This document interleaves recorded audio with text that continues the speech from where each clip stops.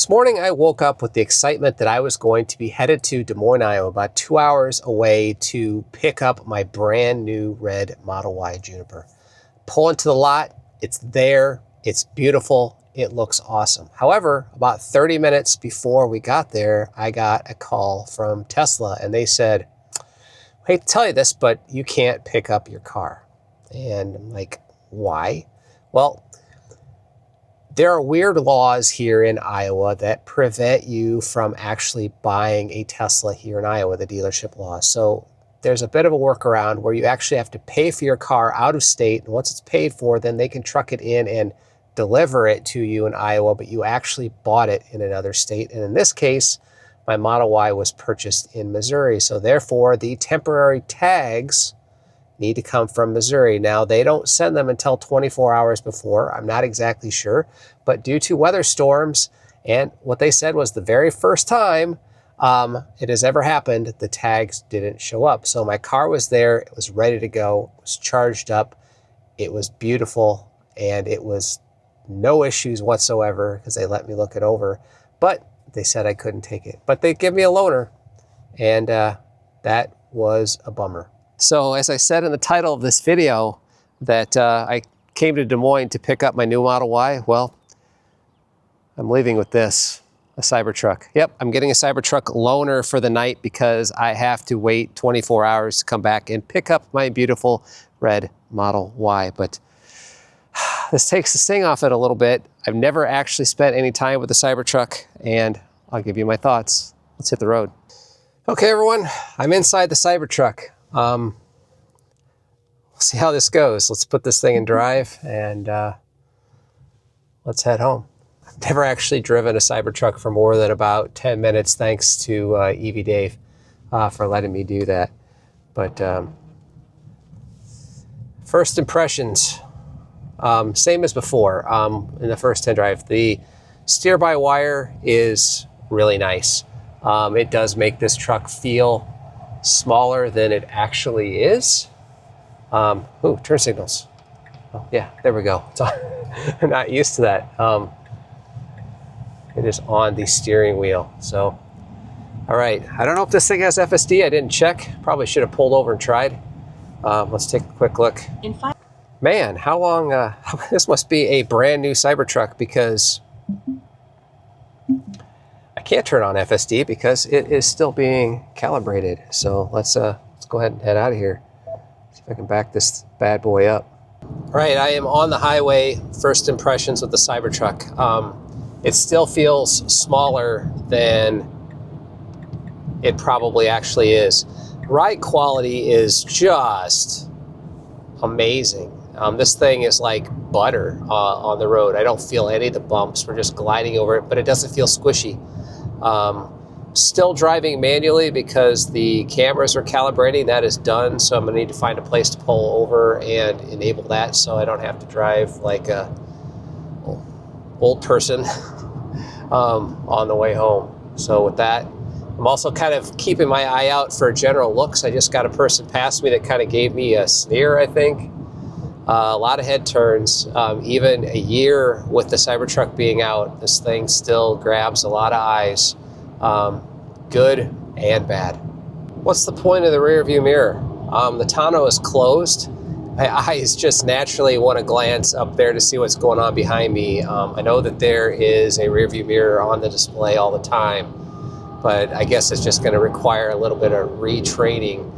Only have this car for 24 hours, so that retraining is probably not going to be what's actually happening. So it's just weird. But I'm not sure why. It seems like a missed opportunity, especially on a truck this expensive, to not have some sort of display up on that actual rear view mirror instead of the screen. But it's what it is.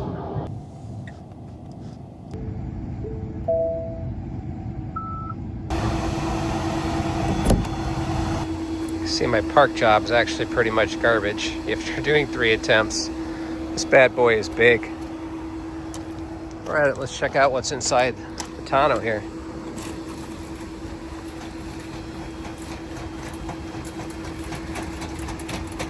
Basically a brand new truck.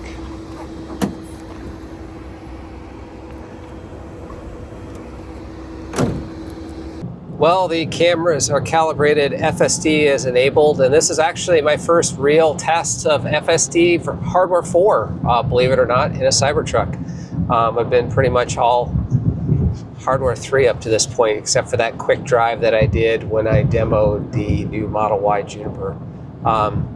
This thing's been buttery smooth so far, and I guess that's kind of what I expect from hardware 4. And I've been told that in the Cybertruck, that FSD is nowhere near as good as the Model Y, so I am really going to be excited when I get my Model Y as far as how well that's going to work.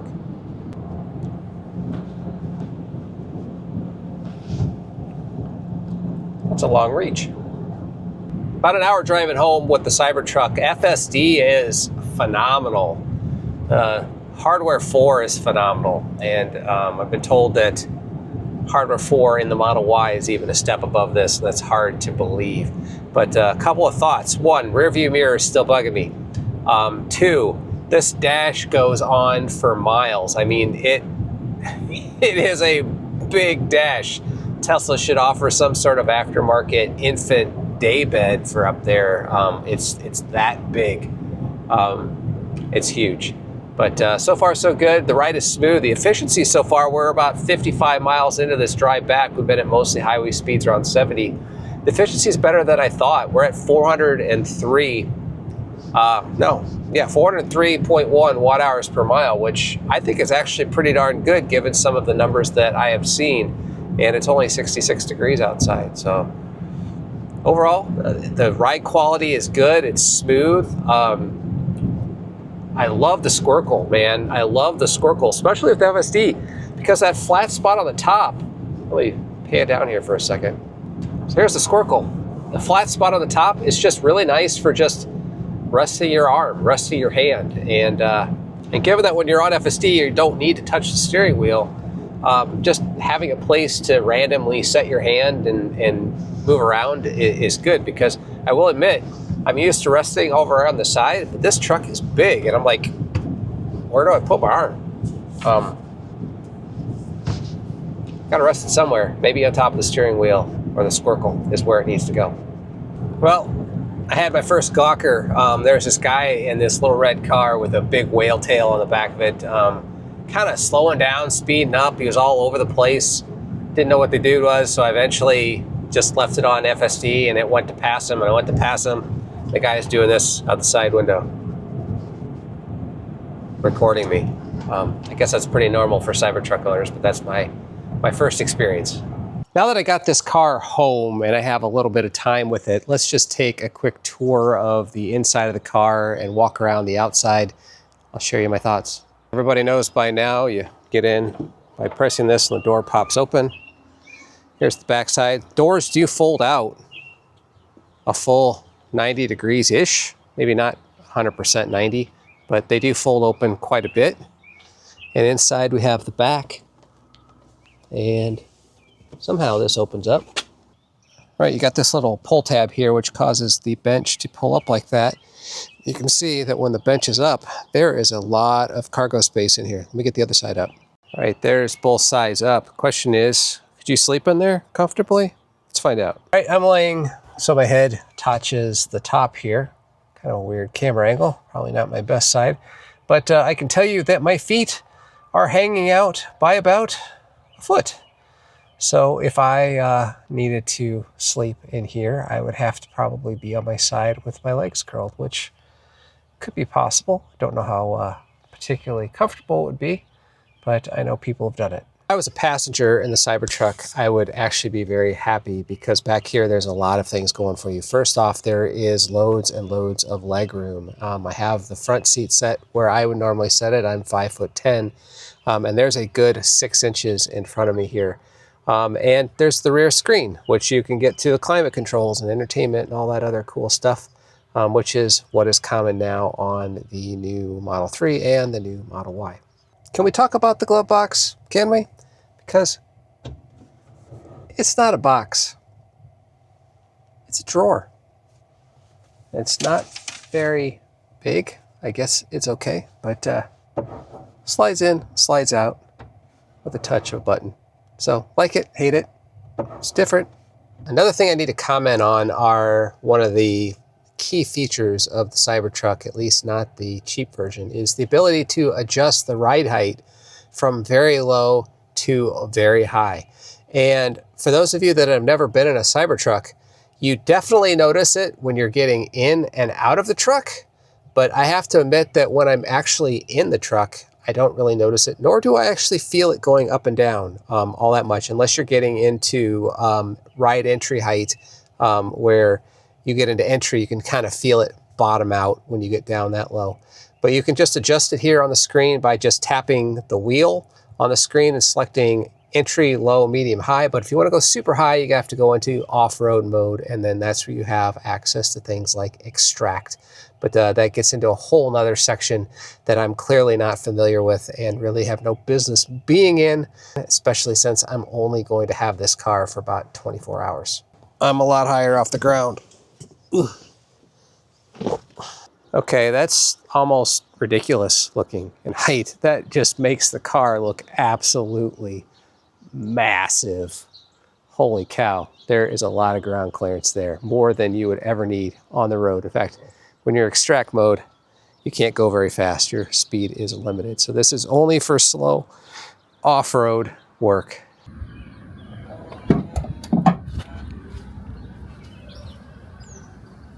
Overall feelings on the Frunk is that it's kind of small. I suppose it's bigger than Model 3 or Model Y, but it's still kind of small.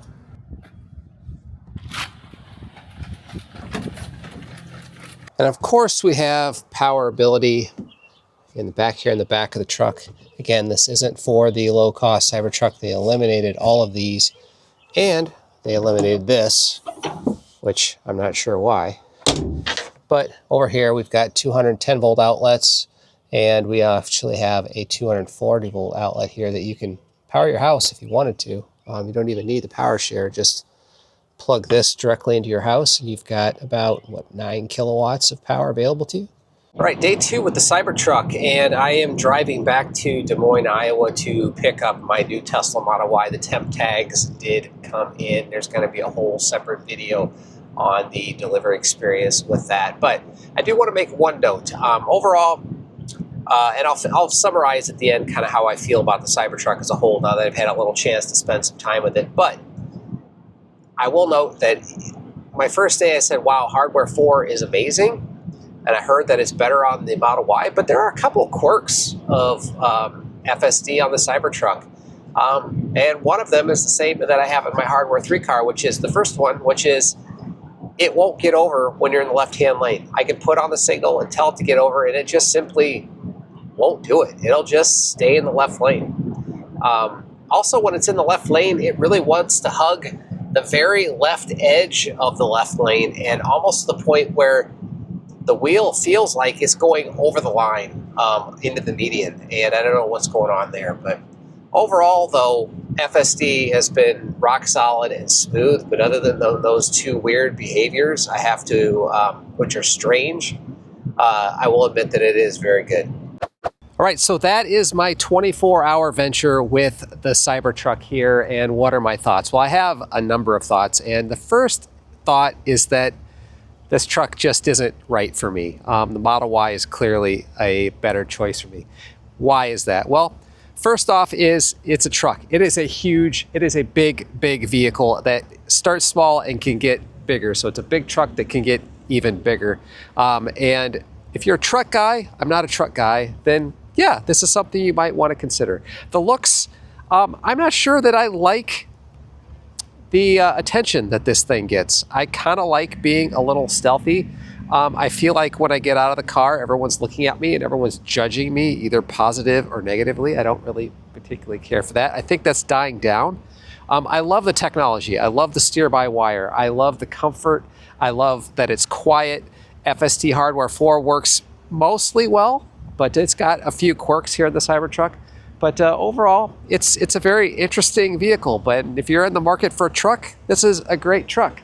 If you're not a truck person, then maybe this isn't something for you unless you really like the styling. But for me, this is the end, because now I have to make the transition over this one right here, which is my brand new Tesla Model Y getting ready to be picked up. So with that, thanks for watching. We'll catch you on the next one.